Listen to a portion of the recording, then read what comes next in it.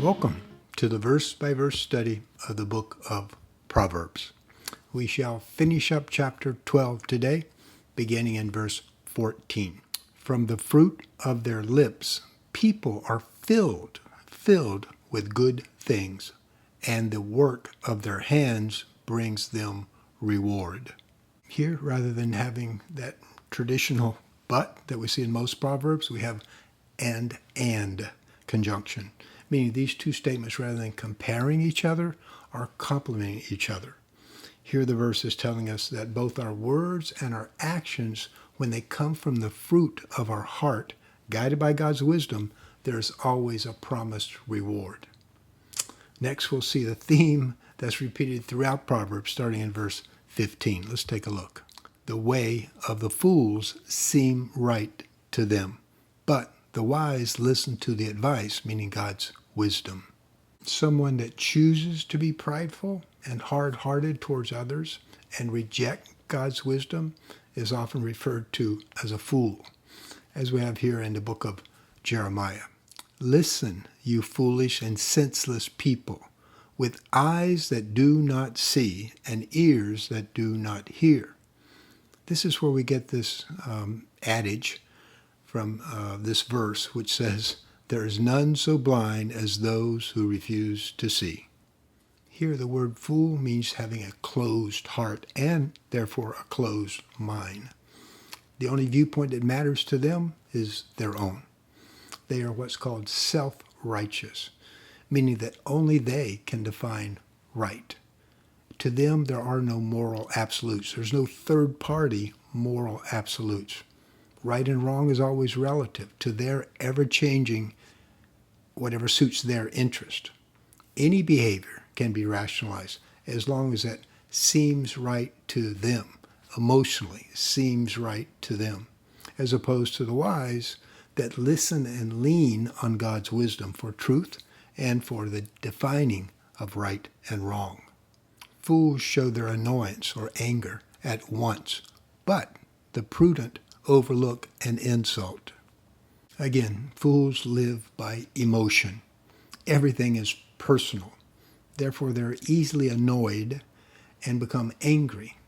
They lack self-control, which is the definition of prudence. We can tell the condition of our heart based on our reaction to an insult. Do we react with anger or with patience and love? Love here does not mean that we accept or condone the insult. It just means we prudently think before we react.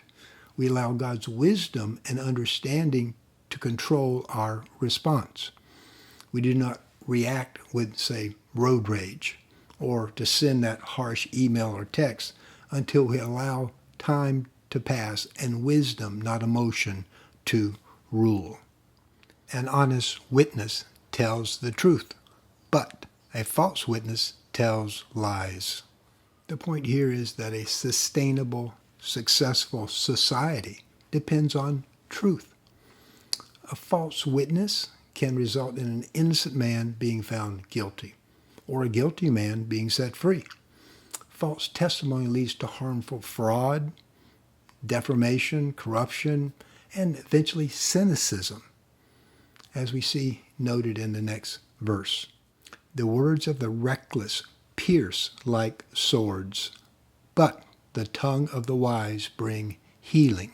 A reckless tongue can do as much harm as a literal sword stabbing and leave the same kind of lasting scars. Yet the tongue also can deliver miraculous healing when it comes from a heart guided by God's wisdom. Let's take a look at Ephesians.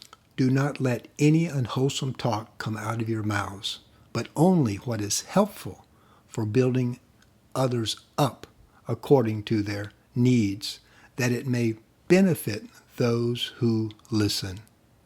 It is our choice whether our words bring healing or harm. Truthful lips endure forever, but a lying tongue lasts only a moment. Again, another beautiful godly promise that lies will last only for a while, meaning the truth will come to the surface. Yet the truth will endure, it says. Time will never change truth. Deceit is in the hearts of those who plot evil, but those who promote peace have joy. The key word in this verse is heart. Having a heart of God creates peace, which results in joy, while the deceitful heart will result in a life of unrest, no peace, and sadly find no lasting joy. No harm, meaning troubles, overtakes the righteous, but the wicked have their fill of trouble. A key word in this verse is overtakes. It is not saying that the righteous will never have any trouble, but is making a promise that unlike the wicked, that these troubles will not fill, will not overtake, control, consume, dominate those that follow God's wisdom. The Lord detests lying lips, but delights in people who are trustworthy. This is almost an exact repeat of the verse 6:17. Detest here means that God views dishonesty with an abomination, meaning as a defilement. Lying pollutes our hearts. It harms both us and others. It separates us from the blessings and protection of God. And God understands that lying is extremely addictive. It becomes debilitating, destructive habit that robs us of healthy relationships with Him and also with others. The prudent keep their knowledge to themselves, but a fool's heart blurts out folly. Again, the author is addressing this reckless tongue, meaning that pride leads us to want to be viewed as the smartest person in the room. We have an opinion on every subject, and very often that opinion is expressed without thinking. Abraham Lincoln said, "Better to remain silent and thought a fool than to speak out and remove all doubt." Now the author will shift from the topic of the tongue to this topic called laziness. Diligent hands will rule, but laziness ends in forced labor. Diligent hands means someone that is reliable, responsible, and capable. That person will eventually rule, it says, which means they'll become a supervisor or even their own boss.